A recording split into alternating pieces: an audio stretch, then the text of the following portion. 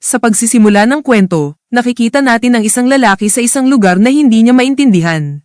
Naguguluhan siya at paulit-ulit na tanong kung nasaan siya. Sa paligid niya, may kakaibang nilalang, parang halimaw, kaya't natataranta siya. Habang tumatakbo, lumapit ang isang misteryosang babae at tinulungan siya, pinatago at sinigurong ligtas. Matapos mawala ang mga halimaw, nagpasalamat ang lalaking nagngangalang Takeru Narihira, ngunit tinanggi niya na natakot siya.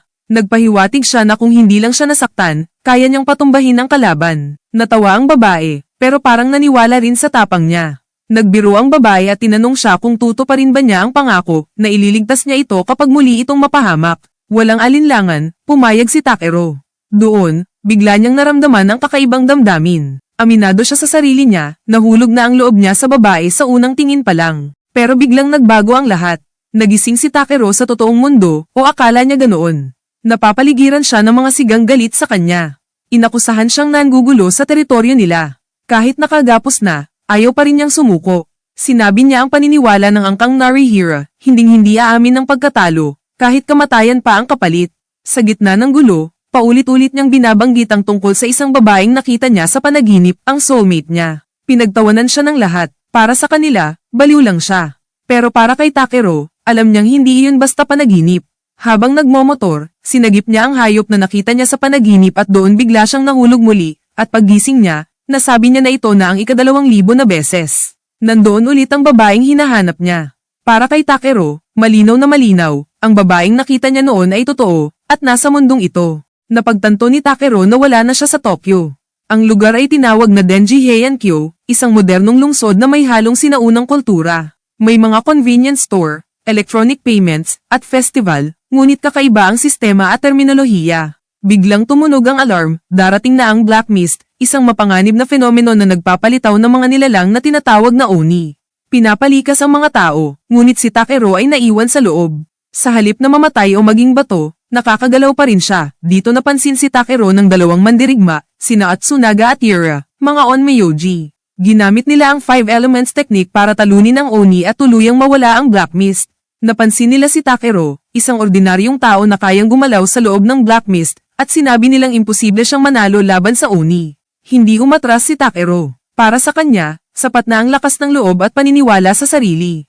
Dinala siya sa ligtas na lugar at ipinaliwanag ang katotohanan. Ang mga Oni ay mula sa ibang mundo, at ang Black Mist ay senyales ng kanilang pag-atake. Ang Denji Heian-kyo ay pinoprotektahan ng mga onmyoji sa pamumuno ni Abe no Seimei. Muling nagkita sina Takeru at ang babae, na nagngangalang Tsukimiya. Inamin niyang muli ang kanyang pangako, palalakasin niya ang sarili para protektahan siya. Biglang nag-alarm sa buong lungsod, dumating na ang Black Mist. Sa loob ng ilang segundo, inanunsyo na tatama ito sa Left Capital habang ginaganap ang Centennial Night Parade. Nagkagulo ang mga tao at agad nagsimula ang paglikas. Naalala ni Takeru si Tsukimiya. Posibleng nasa loob siya ng apektadong lugar. Kahit delikado, tumakbo si Takeru papasok sa Black Mist. Nangako siya, ililigtas niya si Tsukimiya kahit anong mangyari. Sa loob ng ulap, muling lumitaw ang mga kalaban. Napaligiran sila at gumamit ang Oni ng kakaibang teknik na kayang lumipat-lipat ng pwesto. Lumalala ang laban habang humihina ang depensa ng lungsod. Sa gitna ng kaguluhan, matapang na hinarap ni Takeru ang Oni at sinubukang pabagsakin ito, ngunit mabilis siyang tinalo nito. Nakita niya si Tsukimiya na naging bato. Tumayo siya sa harap nito at ipinangakong poprotektahan siya. Habang nagsasalita, dahan-dahang gumagaling ang kanyang mga sugat. Inalala ni Takeru ang paniniwala ng kanilang angkan, huwag kailanman susuko, kahit kamatayan pa ang kapalit. Doon niya napagtanto kung bakit siya napunta sa mundong ito. Biglang nag-iba ang kanyang anyo, isang pagkakataon lang, isang suntok lang. Ginamit niya ang lahat ng kanyang lakas at bumagsak ang Oni sa isang iglap. Mukhang tapos na ang laban. Ligtas si Tsukimiya at nakahinga ng maluwag ang lahat. Ngunit napansin nilang may mali, buhay pa ang kalaban. Ang sungay nito ay buo pa rin. Bago pa makapag-react si Takeru, tinamaan siya ng Oni. Ayaw niyang tanggapin ang ganitong wakas. At biglang, nagising siya muli. Nagtaka siya ngunit nang makita niyang buhay pa si Tsukimiya, napuno siya ng ginhawa.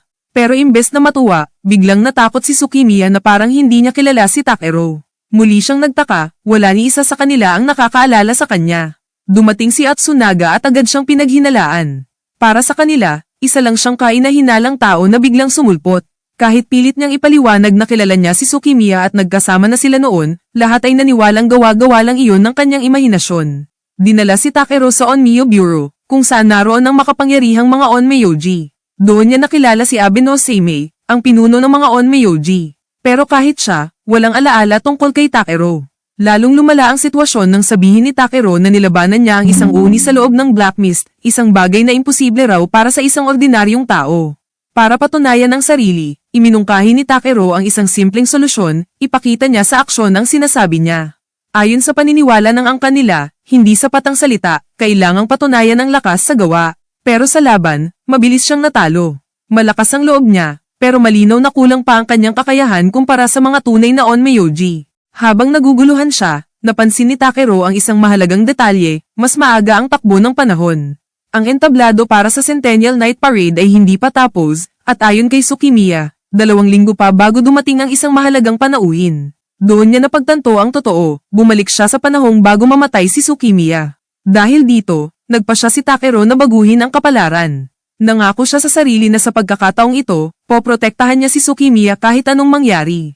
Para magawa iyon, kailangan niyang lumakas, hindi lang sa pisikal, kundi sa kapangyarihang ginagamit ng mga Onmyoji. Nilapitan niya si Seimei at diretsahang humiling na turuan siya ng Onmyo techniques. Sa simula, minamaliit siya at pinagdududahan ang kanyang kumpiyansa.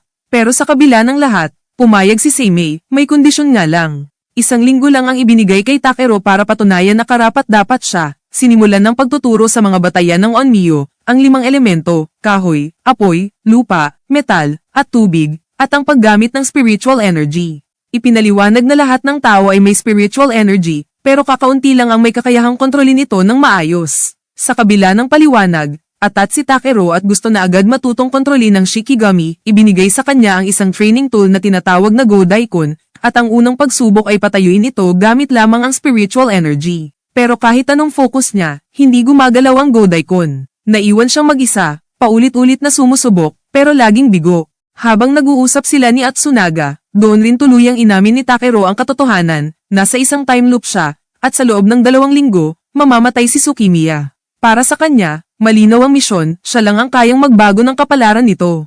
Ipinakita ni Takero ang bunga ng kanyang pagsasanay nang gamitin niya ang protection technique, isang body enhancement skill na pinagsasama ang depensa at atake. Bagamat sinabing aabutin ng 1 taon bago ito tuluyang makontrol, malinaw na may kakaiba kay Takero, mas mabilis ang pag-usad niya kaysa sa karaniwan, biglang lumitaw ang Black Mist.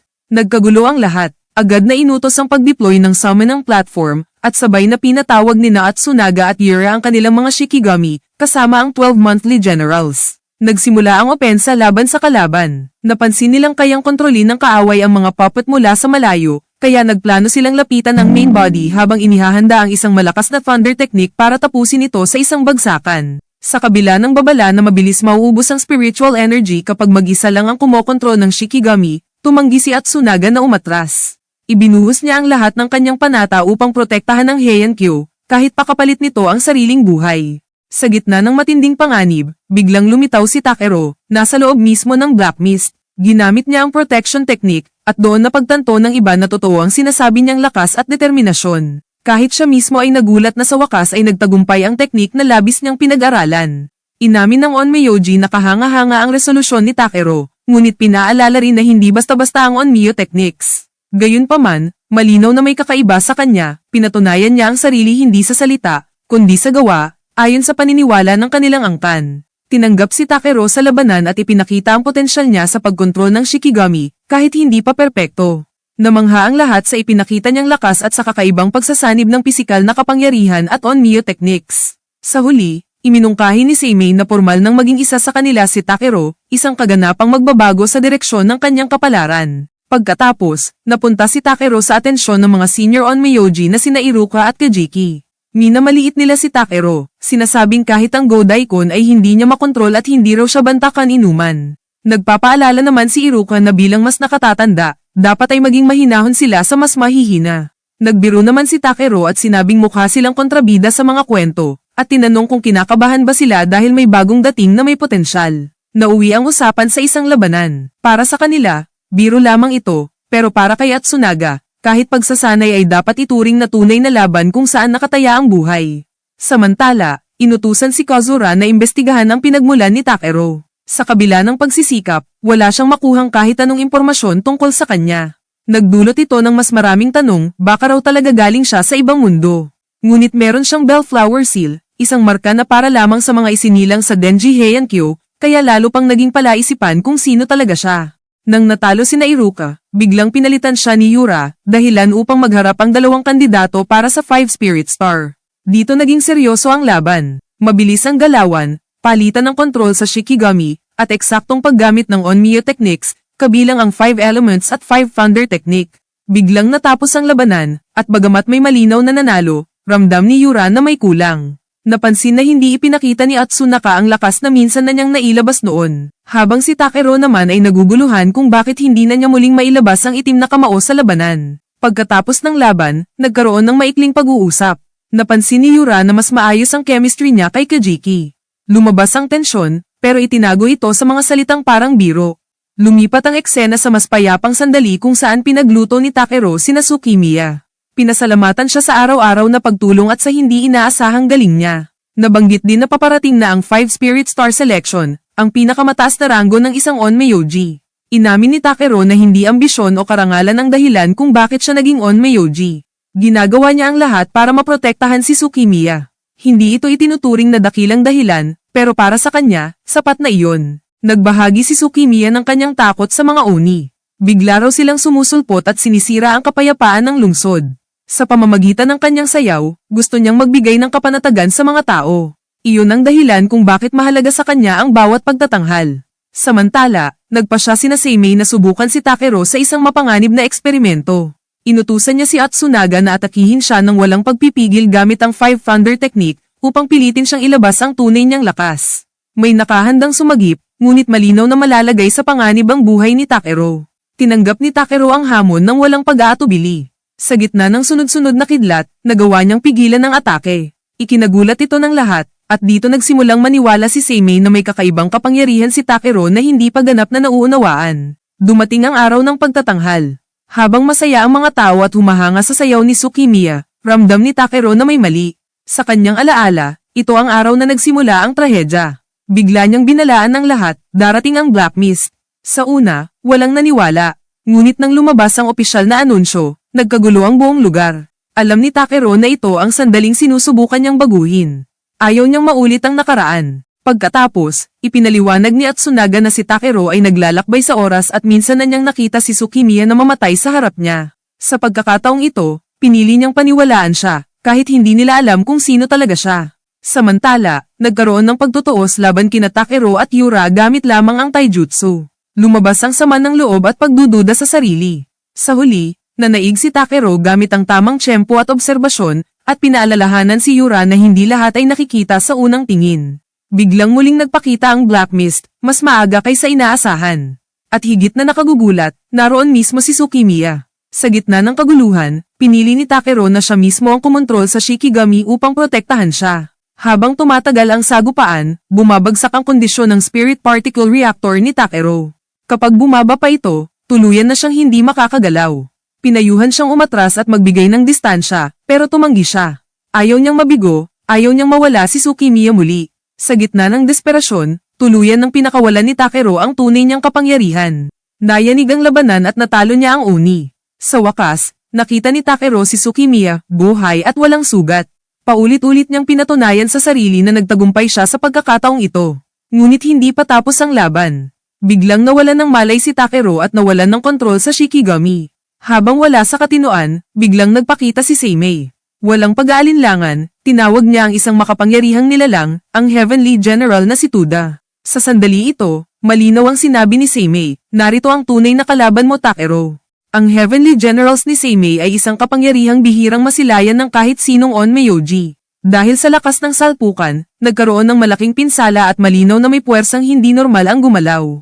Napansin ni Seimei na ang anyong ginamit ni Takero ay hindi niya sinadya, isa itong kapangyarihang lumabas nang wala sa kontrol, at ang bawat suntok nito ay mas malakas pa kaysa sa karaniwang Shikigami. Hindi na hinayaan ni Seimei na tuluyang masira ang lungsod. Ginamit niya ang isang espesyal na galaw upang pigilan ang pagkalat ng enerhiya. Dito niya nakumpirma na ang pinanggagalingan ng kapangyarihan ay may kaugnayan sa World Particles, at ang lakas na ginamit ni Takero ay hindi isang Onmyo technique, isa itong kapangyarihang tanging siya lang ang may taglay. Matapos ang labanan, nawalan ng malay si Takero. Pagmulat niya, Una niyang hinanap si Tsukimiya, nag-aalala kung ligtas ba ito. Dito nalaman ni Takero na alam na ni Tsukimiya ang katotohanan, na bumalik siya sa nakaraan para iligtas ang buhay nito. Nagpasalamat si Tsukimiya at pinaalala ang pangako ni Takero na poprotektahan siya. Ngunit mabilis ding bumalik ang bigat ng realidad. Ipinaliwanag ni Seimei na kung hindi niya napigilan si Takero, mas malaki pa sana ang pinsalang nagawa. Inamin ni Takero na hindi niya kayang gamitin ang kapangyarihang iyon sa gusto niyang oras, pati ang pagpunta niya sa mundong ito at ang time loop ay hindi niya kontrolado. Dito ipinahayag ni Seimei ang kanyang plano. Papalapit na ang Centennial Pandemonium, isang ritual na nangyayari isang beses kada 100 taon, kung saan halos magtagpo ang mundo ng tao at ang mundo ng mga oni. Sa ritual na ito, ang dalawang napiling 5 spirit stars ay tatawag sa pinakamalakas na Shikigami, ang Great Shikigami, upang labanan ang Oni God. Dahil sa mga nagdaang tagumpay, napanatili ang kapayapaan sa Denji Heian-kyo sa loob ng 1,000 taon. Ngunit ngayon, mas malakas na ang mga Oni kaysa noon.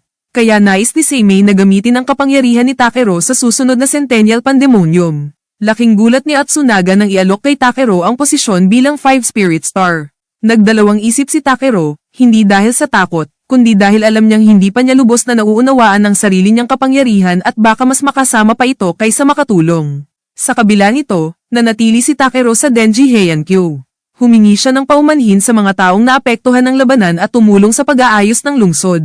Dito rin ipinakita ni Seimei ang kanyang tunay na pagkatao, isang nilalang na nabuhay ng mahigit 1,000 taon, patuloy na tumutulong sa mga tao at kumukuha ng lakas mula sa kanilang pagsusumikap araw-araw. Habang unti-unting bumabalik sa normal ang lahat, inimbitahan ni Tsukimiya si Takero sa Centennial Festival bilang pasasalamat. Sa gitna ng mga tindahan, kasiyahan, at sayawan, unti-unting naranasan ni Takero ang isang buhay na hindi puro labanan. Nakita rin nila sina Atsunaga, na gustong guluhin ang date ng dalawa, at kahit may kaunting panunukso at selosan, dama ang init ng samahan. Sa isang tahimik na sandali, nagkwento si Takero. Wala na ang kanyang mga magulang, at sa dati niyang mundo, palagi siyang nag-iisa. Ngunit sa Denji Heian-kyo, nakatagpo siya ng mga taong handang lumaban kasama niya, mga taong nangangailangan sa kanya, at isang taong mahalaga sa kanyang puso.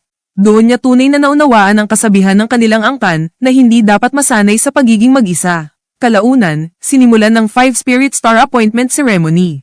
Sa huli, napili si Takero bilang isa sa dalawang 5 Spirit Stars, katuwang si Atsunaga. Ipinaliwanag ni Seimei na ang 5 Spirit Star ay hindi lumalaban mag-isa, kundi bilang magkakampi sila mas nagiging ganap na malakas. Dumating ang araw ng Centennial Pandemonium.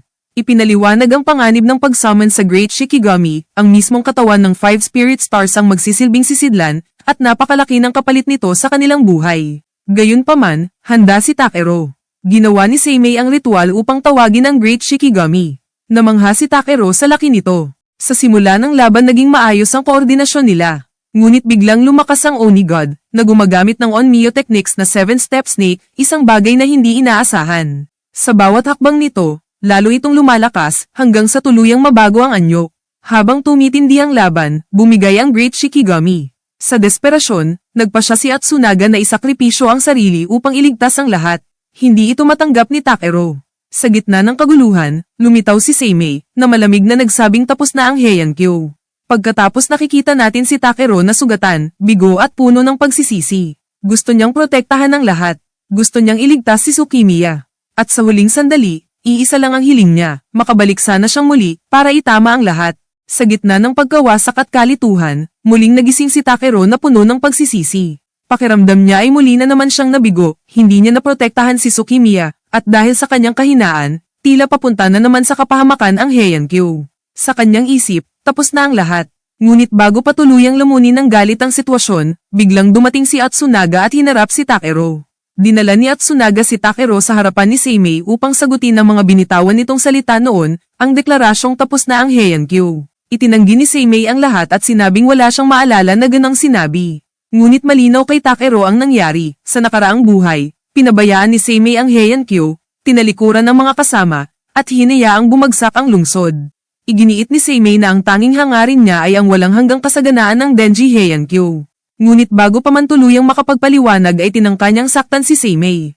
Hindi siya nagtagumpay, ngunit sapat ang ginawa niya upang maghasik ng kaguluhan. Tumakas siya at pinaghahanap ng mga Onmyoji upang arestuhin siya. Galit at desperado si Takero, walang naniniwala sa kanya, at ramdam niya ang bigat ng mga nangyayari. Muling lumitaw ang Black Mist. Walang oras para sa paliwanag. Sa kabila ng takot at sakit, pilit bumangon si Takero, handa niyang ipaglaban ang lungsod kahit nanginginig ang katawan niya. Ngunit sa gitna ng pagtakbo, bumigay ang kanyang katawan at nawalan ng lakas. Nang nilabanan ni Iruka at Kajiki ang Oni, biglang sumabog ang Black Mist at nawalan ng malay si Takero. Nagising siya makalipas ang 3 araw sa isang simpleng tahanan. Si Tsukimiya ang unang nakita niya. Siya ang nakapansin sa katawan niyang bumagsak sa lansangan at hindi siya iniwan. Dahil sa pag-aalaga ni Tsukimiya, hindi ito nakasama sa Black Mist, isang pagbabago sa kapalaran na hindi pa nangyayari noon. Dito unti-unting naunawaan ni Takero, bawat maliit niyang desisyon ay kayang baguhin ang hinaharap. Sa kanilang pag-uusap, ibinunyag ni Takero ang kanyang sikreto. Hindi pa naginip ang nakita niya pagbagsak ng Heian-kyu. Nakatali siya sa isang time loop, at sa bawat pagbalik, sinusubukan niyang iligtas ang mga taong mahalaga sa kanya. Sa halip na matakot, pinili ni Tsukimiya na maniwala. Para sa kanya, sapat na patunay ang mga luha ni Takero noong magkita sila, luha ng isang taong tunay na nagmamalasakit. Samantala, patuloy ang investigasyon ng mga Onmyoji. Muling umatake ang Black Mist, at lumala ang sitwasyon. May mga namatay, kabilang ang mga kandidatong 5 Spirit Star. Lumitaw ang katotohanan, ang Oni na kanilang kalaban ay gumagamit ng mental attack, kaya nitong buhayin ang pinakamalalim na takot ng kalaban at gawing sandata ito. Habang pinapaliwanag ito, inamin ni Takero na natatakot na siya sa mga Oni. Hindi na sapat ang lakas niya. Kailangan niyang maging mas malakas, at mabilis, kung hindi, wala siyang magagawa sa susunod na pagdating ng Black Mist. Biglang nagbabala ang sistema, lumitaw ulit ang Black Mist, at ang sentro nito ay sa eksaktong kinaroroonan nila. Agad na sinabihan ni Takero si Tsukimiya na lumikas, pero siya mismo ay nanatili. Ramdam niya na parang direktang hamon ang paglitaw ng Black Mist, isang deklarasyon ng digmaan laban sa kanya. Sa gitna ng tensyon, hinarap ni Takero ang kalaban. Kahit may takot, pinilit niyang tapangan ang sarili at tawagin ang kapangyarihang minsan na niyang ginamit. Sinubukan niya ang flame technique, pero bigo, tila may pumipigil sa kanya. Samantala, biglang dumating sina Atsunaga at Yura. Gumamit sila ng kombinasyon ng mga teknik pero paulit-ulit pa ring hindi umepekto. Dito na napagtanto ni Takero ang totoo, ang yelo at mga ilusyon ay bunga ng takot sa puso niya. Habang mas natatakot siya, mas lalo siyang pinipigilan ng sarili niyang isip. Natarante siya, pakiramdam niya wala siyang magawa, at parang mauulit na naman ang parehong trahedya tulad ng dati. Sa gitna ng takot, naisip niya ang sinabi ni Tsukimiya sa kanya, huwag mong isipin ang lahat. Isang hakbang lang. Isang perpektong hakbang. Hindi na niya kailangang baguhin ang lahat. Hindi niya kailangang kontrolin ang buong laban. Isang galaw lang ang kailangan. Isang suntok. Isang perpektong suntok. Iyon lang ang kailangan niya. Doon nagbago ang pananaw ni Takero. Hindi na siya nagdalawang isip. Gumalaw siya, buong lakas, buong loob, at sa isang sigaw, ibinigay niya ang suntok na iyon, ang unang hakbang na maaaring magbago ng lahat. Nagpatuloy ang laban matapos magpakita si Takero ng bagong kakayahan, kaya na niyang magbago ng anyo, at ramdam niya na parang umaapaw ang lakas sa buong katawan niya. Sa bawat galaw, pakiramdam niya ay tama at eksakto ang timing, ito ang tinatawag niyang perfect step. Dahil dito, mas naging agresibo at kumpiyansa siya sa laban. Kahit magpalit pa ng yelo o apoy ang kalaban, hindi na siya natatakot. Handa niyang tapusin ang lahat gamit ang lakas na kaya niyang buuin mula sa sarili niyang kalooban. Sa gitna ng sagupaan, nagulat ang lahat nang makita nilang ang atake ni Takero ay tumagos mismo sa sandata ng Oni, na para bang hindi ito kayang harangin ng kahit anong pisikal na depensa. Namangha ang mga nakasaksi, lalo na si Seimei, na agad napansin na hindi ordinaryong kapangyarihan ang ipinakita niya. Tinapos ni Takero ang Oni nang walang kahirap-hirap. Nang tanungin siya ni Atsunaga kung anong kapangyarihan iyon, simple ang paliwanag ni Takero, ito raw ang resulta ng kanyang perfect step, isang sandaling nakahanay ang isip, katawan, at kapangyarihan niya. Hindi nagtagal, dumating si Seimei upang makipag-usap kay Tsukimiya. Inalok niya ang musical troupe nito na gumanap bilang dance group sa paparating na Centennial Pandemonium, isang malaking seremonya. Masaya si Tsukimiya sa balita, pero agad ding napunta ang usapan kay Takero, lalo na sa kakayahan nitong bumalik sa nakaraan at sa lakas na ipinakita niya sa Black Mist. Nagtanong si Seimei kung saan nanggaling ang kapangyarihang iyon, at kung may kinalaman ba ang maskarang ibinigay kay Takero. Ipinaliwanag ni Tsukimiya na matagal na niyang ginagamit ang maskara at wala siyang alam na espesyal dito. At dito nabanggit ni Seimei ang konsepto ng World Whittle, isang pananaw sa mundo kung saan ang dalisay at marumi ay iisa, at kung saan ang mahihina ay nagiging pagkain ng mas malalakas. Tinanong ni Seimei kung may alam si Tsukimiya tungkol dito, pero wala siyang alam. Bigla na lang gumamit si Seimei ng teknik, dahilan para magalit si Takero at akusahan siyang sinasaktan si Tsukimiya. Ngunit kalmado lang si Seimei at naglahong parang bula. Habang nag-uusap, Hindi malinaw kay Tsukimiya ang buong nangyari sa usapan nila ni Seimei. Nagbabala si Takero na huwag basta magtiwala. Binahagi ni Tsukimiya na mukhang mabait si Seimei ngunit may mga usap-usapan na siya raw ay gumagawa ng eksperimento sa mga tao, at may nagsasabing ang paglitaw ng Black Mist ay nagsimula nang siya ang naging pinuno ng Onmyo. Kahit ganoon, nanatiling kalmado si Tsukimiya at sinabing magiging maayos lang siya, dahil naniniwala siyang poprotektahan siya ni Takero. Ipinagtapat niya na ang lakas na nakuha ni Takero ay mula sa kapangyarihan ng Yasha, dahilan kung bakit siya naging halos hindi matalo noong labanan. Binigkas ni Tsukimiya ang isang incantation bilang protection, dahil mahalaga raw ang buhay niya. Nagpasalamat siya kay Tsukimiya at tiniyak na ligtas ito. Samantala, napili si Atsunaga bilang isa sa 5 Spirit Stars, at kitang-kita ang saya niya. Nagkaroon ng munting pagtitipon at kainan, kahit may kaunting tensyon sa pagitan nila. Sa kabila nito, nagkaisa sila at nag-usap tungkol sa mas malaking problema, ang paparating na Centennial Pandemonium. Sa usapan, inamin ni Takero na sa maraming ulit niya na pagbalik sa oras, napagtanto niyang palaging nauuwi sa pagkabigo ang Centennial Pandemonium. Kahit ganoon, gusto pa rin niyang subukang baguhin ang daloy ng kapalaran. Nagbabala siya tungkol sa Oni God at sa teknik nitong 7-step snake, at sinabi ring hindi lang ito ang kalaban, marami pang Oni ang haharang sa kanila. Kahit puno ng panganib, buo ang loob ni Takero na harapin ang lahat. Dumating ang araw ng Centennial Pandemonium. Sa isang lihim na lugar, inamin ni Seimei na siya lamang ang kayang magbukas ng portal patungo sa mundo ng Oni. May sarili siyang layunin, ngunit sinabing sisikapin niyang magwagi ang seremonya. Sa gitna ng paghahanda, napagtanto ni Takero na si Seimei rin ay bumalik sa oras, gaya niya. Nagsimula ang malaking labanan. Pinili ng grupo ang mabilis at direktang opensa. Tinawag ni Takero ang kapangyarihan ng Yasha at nilabanan ng mga alalay na Oni. Sina Atsunaga at Yura ay gumamit ng malalakas na teknik mula sa 5 Elements at 5 Thunder, tinamaan ng Oni God, ngunit hindi ito bumagsak. Sa halip, lalo pa itong lumakas. Napag-alaman nilang ginagawa nitong sariling lakas ang mga ataking tinatanggap nito, at may ibang nilalang na palihim na nagpapalakas dito. Natuklasam ni Takero ang mga nilalang na nagbibigay lakas sa Oni God at isa-isa itong pinabagsak. Habang tumatagal ang laban, unti-unting nauubos ang lakas ni Takero.